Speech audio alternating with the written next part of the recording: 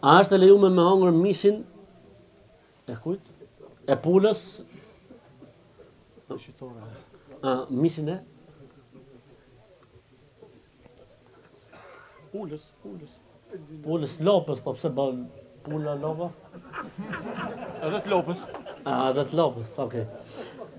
A lejohet me hongër mishin e lopës dhe të pulës dhe të lopës shqiptare gjermane, nuk e dim ne se si, okay.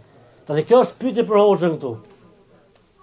Se unë për shembull jap përgjigjen klasike. Vend i krishterë, çfarë është nga krishterët është halal, etj. Po ky hoxha tu e din më mirë se çfarë përgjigjet, domethënë. Apo keni hec për këtë? Jo. Mund ta jap për shembull. Hajde shef, bismillah. Erdhi rradha jote. Po. Allahu Gjeleshanu thot Kur'an, wa ta'amu alladhina utul kitabe hillun lakum wa ta'amukum hillun lahum. Ushqimi atyre që është dhënë libri, domethënë çifut dhe krishterë, është i lejuar për ju, e kur thot Allahu ushqimi bëhet fjalë për mishin, po ashtu edhe ushqimi juaj është i lejuar për ato. I thon Muhamedit alayhis salam, ja Rasulullah, ne kemi fqinj prej ehlul kitab, ishin në Medinë, po ato na sjellin neve mish, dhe ne nuk e dim a e kanë përmend ato emrin e Allahut ose kanë përmend kur e kanë thërë. E Muhamedi alayhis salam kur u siguru që ato qenë kanë prej ehlul kitab, tha semmu entum wa kulu. Thon ju bismillah pastaj hanja, sa ato që kanë thirrë. Por në Gjermani këtu tash, ne tham kjo është esenca baza. Ushqimi ehlul kitab, krishter, është i lejuar prej neve. Dhe kjo vëllezër është esenca baza. Kjo nuk mund të ndryshohet derisa të kemi argumente të qarta që në rregull ne jena në shtet krishter, por ne kemi lajme të sakta se ato të cilët ajo është thertorja çka e kanë përgjegjësi që e therin mishin, janë kines, nuk kanë fare fe, e atëre kjo çështje normal se nuk lejohet, derisa me pas argument, por ne ngelim në atë esencën që lejohet me hangër, mishi, i lopës, i pulës, prej ehlul kitabit në vendin ku jemi ne, po edhe në shqitore. Për asje se duhet me ditë diçka.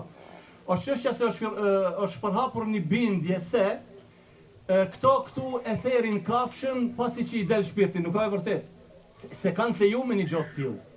Por e trullojnë edhe pastaj e therin, derisa ka pas raste, nëse nuk është therr kafsha pasi që e kanë godit, çka e goditin me atë, po, edhe ka pas raste që është çu kafsha, dhe derisa për shembull unë vetë kam marrë pjesë dhe kam therr, pasi që ja kanë shumë, po qoftë edhe me rim, e kam therr dhe i ka lëviz domethënë komët hala. Lejohet, Allahu di më së miri, por si thash, duhet me pas argumente që tash u ndryshu kjo çështje. Ato çka i therin mo nuk janë as krishter, as shifut, as musliman. Pra ideja kush është, pse thash duhet t'japi hoxha përgjigjen. Nëse ka certifikim halal, shkojmë tek certifikimi halal. Pra ne jemi në shitore dhe ka halal. Ti mos shkojmë morë këtë tjetër me halalin, mbaroj historia. Gjithë pyetja lind kur unë shkoj në shitore dhe nuk kam verdiktin halal. Ose janë institucione, për shembull muslimanë po nuk kanë cilësinë e duhur. Ata janë me vërtet halal, por nuk kanë cilësinë e duhur për shembull. Tani çfarë duhet bëju? Atëherë themi hoxha, pra fetvaja këtu në. Pse thash duhet flasi hoxha? Kur kam shkuar në Norvegji, neda me hoxhallarët e qendrës islamike shqiptare atje, dhe më thanë o hoxh na ke bë problem, ata mua. Thash pse? Tha ke dhënë një fetva, tha që në vendet evropiane lejohet mishi, siç tha hoxha. Tha në Norvegji, për këtë arsye thash duhet pyet hoxha. Kjo nuk vlen. Thashun pse? Tha sepse këtu në Norvegji, tha, nuk është kjo gjëja, tha.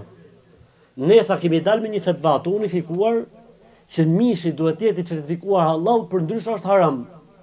Thash kur vi pyetje përgjigje, thash ma boni pyetjen prap.